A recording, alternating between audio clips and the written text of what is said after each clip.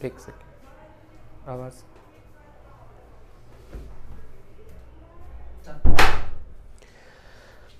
Okay, अगर हम third synthesis की बात करें थायोफिन की, तो मैंने बताया था क्या, हम थायोफिन सिंथेसाइज करेंगे फ्रॉम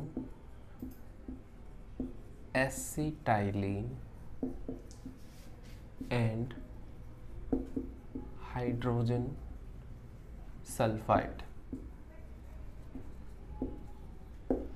एसिटाइलिन क्या होता है हमारा, CH ट्रिपल बॉन्ड CH, ये क्या है हमारा acetylene.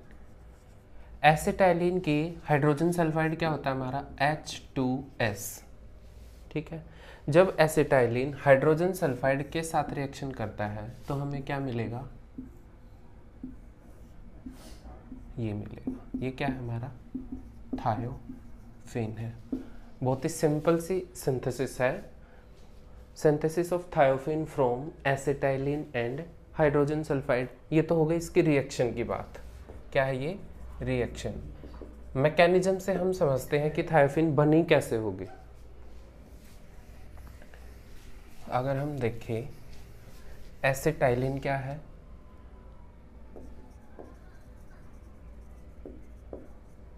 CH triple bond CH। मैंने इसके 2 मोल्स लिए थे, एक और लेते हैं हम CH triple bond CH।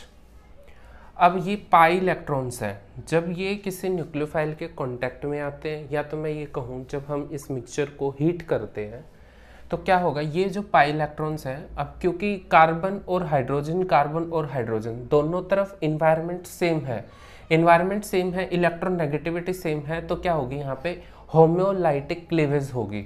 होम्योलाइटिक cleavage मतलब ये जो पाई इलेक्ट्रॉन्स हैं, ये एक इलेक्ट्रॉन इधर और एक इलेक्ट्रॉन इधर, सेम काम यहाँ पे भी होगा, एक इलेक्ट्रॉन इधर और एक इलेक्ट्रॉन इधर। मैं इसको कैसे लिख सकता हूँ, CH डबल बॉन्ड CH, एक इलेक्ट्रॉन मान लो ये और एक इलेक्ट्रॉन ये, सेम काम यहाँ पे CH डबल बॉन्ड CH, एक रेडिकल ये, या तो एक इलेक्ट्रॉन ये। मान लो आपस में ये रेडिकल क्या करते हैं, ये वाले रेडिकल आपस में क्या करते हैं, बॉन्ड फॉर्मेशन। 2 इलेक्ट्रॉन का मिलना मतलब एक बॉन्ड बनना। अब एक इलेक्ट्रॉन ये था, एक इलेक्ट्रॉन ये था, ये आपस में दोनों मिलेंगे और क्या करेंगे, एक बॉन्ड फॉर्म करेंगे।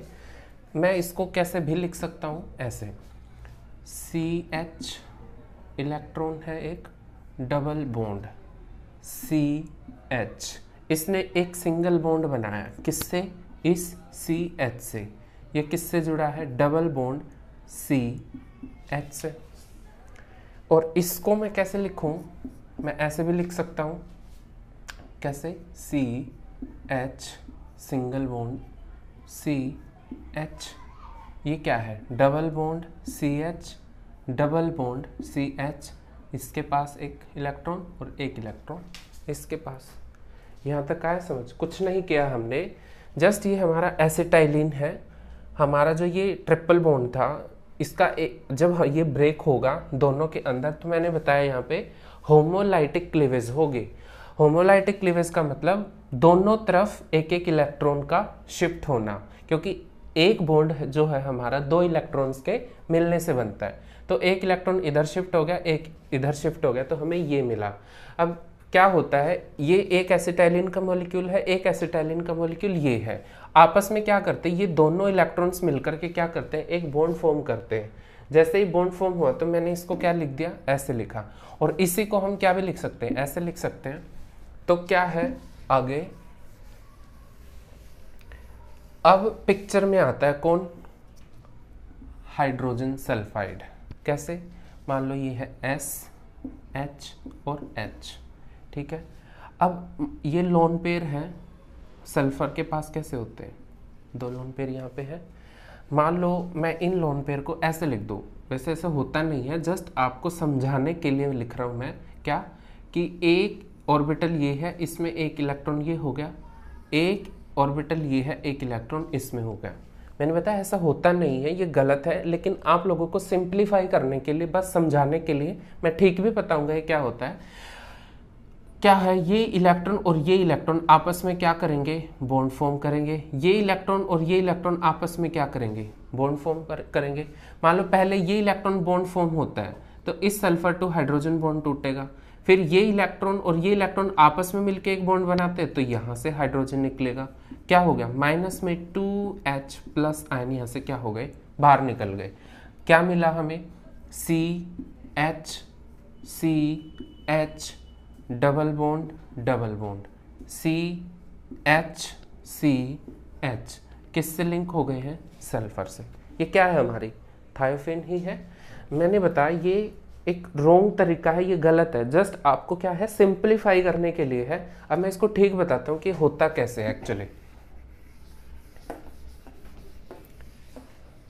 हमने क्या बनाया था, एसिटाइलिन की अगर हम बात करें तो रिएक्शन होके हमें मिला था CH CH double bond CH double bond CH, इसके पास एक इलेक्ट्रॉन था और इसके पास भी एक इलेक्ट्रॉन था। अब क्या है, हाइड्रोजन सल्फाइड है, सल्फर H और H, इसके पास क्या होते हैं यहाँ पे लोन पेयर ऑफ इलेक्ट्रॉन्स। ये लोन पेयर ऑफ इलेक्ट्रॉन क्या करते हैं, सबसे पहले इस कार्बन के ऊपर क्या करते हैं, अटैक, किसी के ऊपर भी, या तो इस पे या तो इस पे, किसी एक कार्बन के ऊपर वो क्या करते हैं, अटैक करते हैं। क्यों, इस कार्बन को स्टेबलाइज करने के लिए। हम देख रहे हैं यहाँ पे मान लो ये H ऐसे है, कार्बन के कितने बॉन्ड हैं, 3 तो बॉन्डेड है, लेकिन एक नॉन बॉन्डिंग इलेक्ट्रॉन प्रेजेंट है। नॉन बॉन्डिंग है मतलब उसे पेयर होना, वो अनपेयर्ड पड़ा है, तो उसको पेयर करने के लिए सल्फर क्या करता है, इसके ऊपर, इस कार्बन के ऊपर क्या करता है, अटैक करता है। तो हमें क्या मिलेगा, जो स्टेप अचीव होगा, CH single bond CH double bond carbon, उसके ऊपर है एक हाइड्रोजन, अटैक किया है सल्फर ने जिसके पास है 2 हाइड्रोजन, यहाँ पे है डबल बॉन्ड CH और एक इलेक्ट्रॉन इसका अभी भी है। अब आप एक चीज़ नोटिस करें, सल्फर पे यहाँ पे कितने बॉन्ड बन गए हैं, 3 बनते ही सल्फर पे कैसा चार्ज आ गया, पॉजिटिव चार्ज। इस पॉजिटिव चार्ज को कम कैसे करेगा, किसी एक हाइड्रोजन से अपने इलेक्ट्रॉन खींचेगा। जैसे ही उसने इलेक्ट्रॉन खींचे, यहाँ से क्या निकल गया, माइनस में H plus ion. H plus ion के बाहर निकलते ही सल्फर स्टेबलाइज हो जाएगा। जो नेक्स्ट कंडीशन हमें अचीव होगी वो क्या हुई, वो यही है, CH सल्फर और उसके ऊपर सिर्फ एक हाइड्रोजन। इधर से हमारा ये कार्बन है जो कि इसका एक इलेक्ट्रॉन अभी भी अनपेयर्ड है। अब इस सल्फर के ऊपर फिर से क्या आ गए हैं, लोन पेयर, क्योंकि उसने हाइड्रोजन निकाल दिया अपना। ये लोन पेयर ऑफ इलेक्ट्रॉन इस अनपेयर्ड इलेक्ट्रॉन को फिर से पेयर करते हैं। कैसे करेंगे, मान लो ये इसके ऊपर अटैक करेगा, अटैक करते ही जो हमें नेक्स्ट कंडीशन अचीव होगी वो क्या हुई, CH single bond CH double bond CH double bond CH, किससे जुड़े हैं, सल्फर से, जिसके पास क्या है, एक हाइड्रोजन। इस सल्फर को अगर हम देखें तो यही वाली कंडीशन फिर से आ गई है। इस सल्फर के पास 3 बॉन्ड बनते ही पॉजिटिव चार्ज आया था, सेम काम यहाँ पे हुआ, सल्फर के फिर से क्या बने हैं, 3 बॉन्ड, मतलब इसके ऊपर फिर से क्या आ गया है, पॉजिटिव चार्ज। तो इस पॉजिटिव चार्ज को कम करने के लिए सल्फर क्या करेगा, हाइड्रोजन से अपने इलेक्ट्रॉन खींचेगा। खींचते ही क्या निकला, माइनस में H प्लस आयंस, और हमें क्या मिला, फाइनली थायोफेन। यही है, और यही हमें सिंथेसाइज करना था। किससे बनाया हमने, from acetylene and hydrogen sulphide. वो जो पहले वाला तरीका था जिसमें मैंने आपको बताया एक p ऑर्बिटल को मैंने बाइफरकेट किया, उसमें एक एक इलेक्ट्रॉन को आपको दिखाया, वो तरीका गलत है, लेकिन वो आप लोगों को सिंप्लीफाई करने के लिए था। लेकिन ये जो मेथड है ये बिल्कुल ठीक है। इसमें हाइड्रोजन सल्फाइड सेपरेटली एक एक कार्बन के ऊपर अटैक करेगा और अनपेयर्ड इलेक्ट्रॉन को पेयर करने के लिए उस कार्बन के ऊपर क्या है, एज ए न्यूक्लियोफाइल अटैक करेगा। क्योंकि अनपेयर्ड इलेक्ट्रॉन है, हम समझ सकते हैं कार्बन को इलेक्ट्रॉन्स की ज़रूरत है, दैट्स वाई यहाँ पे मैं कह रहा हूँ क्या, sulphur as a nucleophile attack करेगा। अटैक करके इस मैकेनिज्म को फॉलो